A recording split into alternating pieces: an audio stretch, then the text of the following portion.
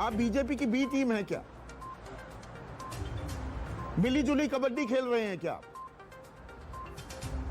Sir, मैं भारत की लैला हूं और तमाम मेरे मजनू हैं, जिसमें आप भी शामिल हैं, और मुझे इसकी कोई फिक्र नहीं है। अब आप देखिए कि हम बिहार लड़ रहे थे तो बिहार में राजद ने और कांग्रेस ने हमको कहा कि हम बीजेपी का फायदा पहुंचा रहे हैं।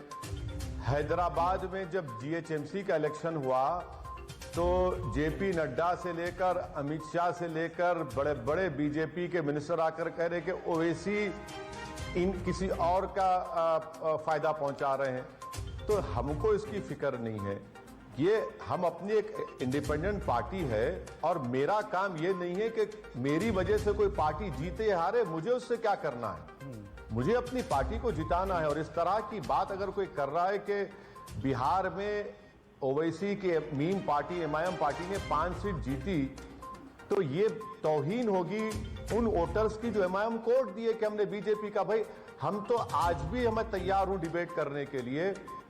हम 20 सीट लड़े, 20 में से 5 पे हम जीते, 9 सीट पर तो महागठबंधन कामयाब हुआ, 6 सीट पर बीजेपी जीती, एनडीए जीती, और जितने हमको वोट मिले उन 6 सीट पर बीजेपी की मेजोरिटी उससे बढ़ के थी।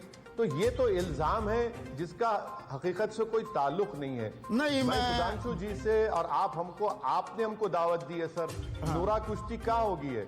नूरा कुश्ती तो अगर नूरा कुश्ती हो रही है तो फिर इसके जिम्मेदार आप भी हैं कि आपने हम दोनों को यहाँ पर दावत दी। रहा सवाल सुधांशु जी का, सुधांशु जी, मुझे पाकिस्तान बांग्लादेश से कोई फिक्र नहीं है। मैं CAA का अपोजिशन इसलिए कर रहा हूं क्योंकि वो संविधान के खिलाफ है। आपने मजहब को बुनियाद बनाया सिटीजनशिप के लिए। तीसरी बात सुधांशु जी, जो एग्जिस्टिंग कानून था CAA से पहले, सरकार को पूरी इजाजत थी कि वो अफगानिस्तान से, पाकिस्तान से, बांग्लादेश से जितने लोग आए हैं उनको आप सिटीजनशिप भी दे सकते थे, उनको लॉन्ग टर्म वीजा भी दे सकते थे।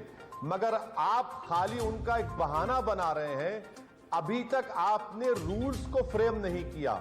रूल्स क्या है? और मुझे अफसोस के साथ, बड़ी तकलीफ के साथ यह भी कहना पड़ रहा है कि सुप्रीम कोर्ट में अब तक सुनवाई नहीं हुई है। सुप्रीम कोर्ट आज फार्मर्स के एजिटेशन को सुनने के लिए तैयार है, मगर सुप्रीम कोर्ट अभी तक मौजूद सुप्रीम कोर्ट CAA का नहीं सुना है। सुधांशु जी, आप कोई सिटीजनशिप पर कानून मजहब की बुनियाद पर मत बनाइए। अगर कोई अफगानिस्तान से आता है, पाकिस्तान से हिंदू आता है, बांग्लादेश से आता, करिए।